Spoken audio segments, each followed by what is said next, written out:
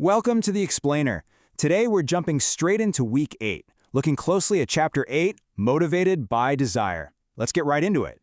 So, if you've ever watched someone totally overreact to something minor, or maybe you felt stuck in a frustrating repetitive loop yourself, you've probably asked the ultimate anchor question of basically every psychological theory out there.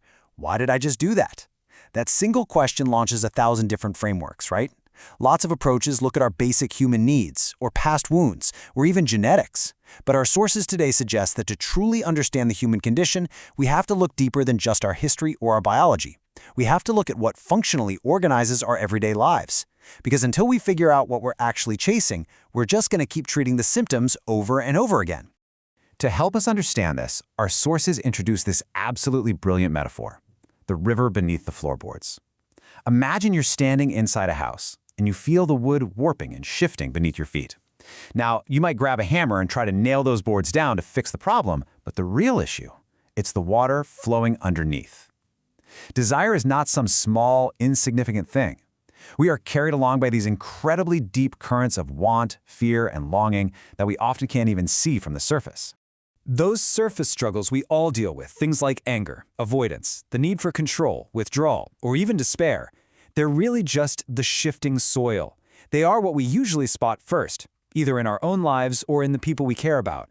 But we're challenged here to listen for that river beneath the river. Think about it. That visible avoidance might actually be a deeper current screaming, "I must not be abandoned."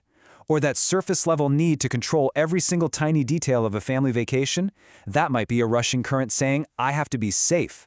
There is always a deeper flow carrying these visible struggles along. To really wrap our heads around this, our sources point to a biblical concept that honestly desperately needs redefining today. When most people hear the phrase lusts of the flesh, they immediately jump to physical or sexual sins. But it encompasses way more than that. It's actually a comprehensive term for every single craving that competes with a love for God. We're talking about things like greed, the craving for status, that deep desire for comfort, or the need to be admired. This totally expands the concept right into our normal, everyday, ordinary motivations. You see, the human heart? It is definitely not still water.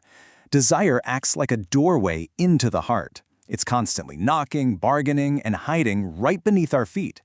And when we examine desire, we aren't just looking at random, neutral wishes. We're looking straight through a doorway that reveals what we truly believe will save us, satisfy us, secure us, or finally tell us that we are enough.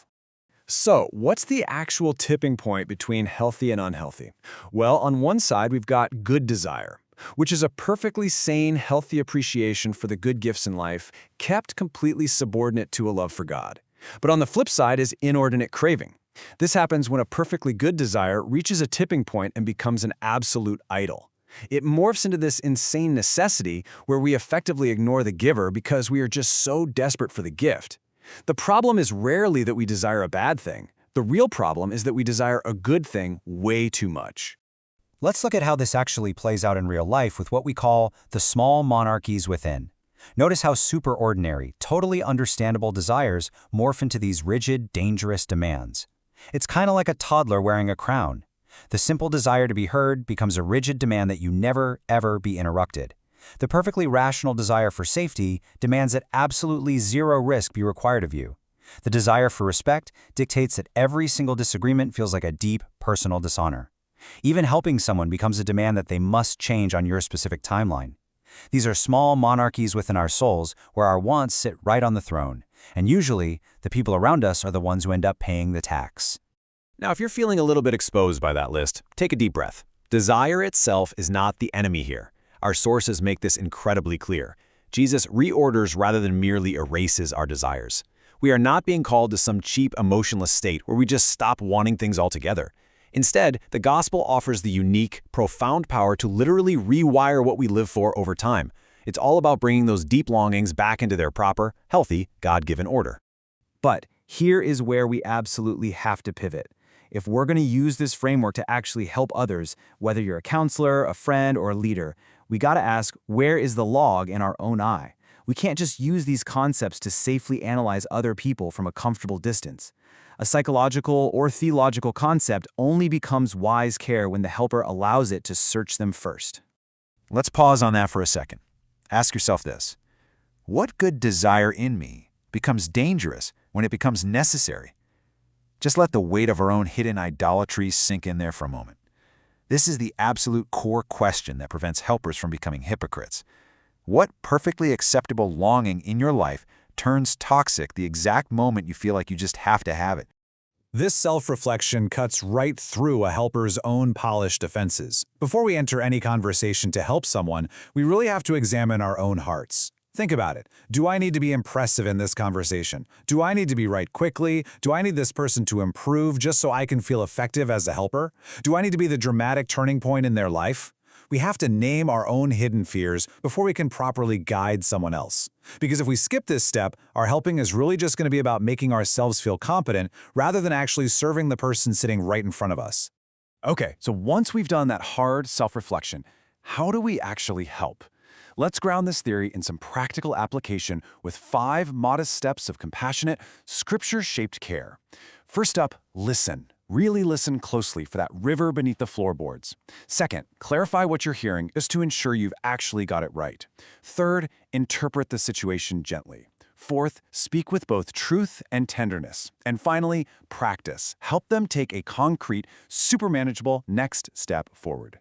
One of the absolute best tools in that final practice step is called desire mapping. It's where you trace a disable behavior all the way down to its roots without rushing to judgment. Here's how it works. Name a strong emotion you felt, like, let's say, a massive burst of anger when your weekend plans suddenly changed. Then ask, what did I actually want in that moment? What did I fear losing? What did I believe I could not bear? And then you bring that whole map to Christ, not to condemn yourself, but as a genuine, honest plea for reordered love. Now, as you practice this, there's a vital pastoral caution from our sources that I have to emphasize. Do not flatten desire into accusation.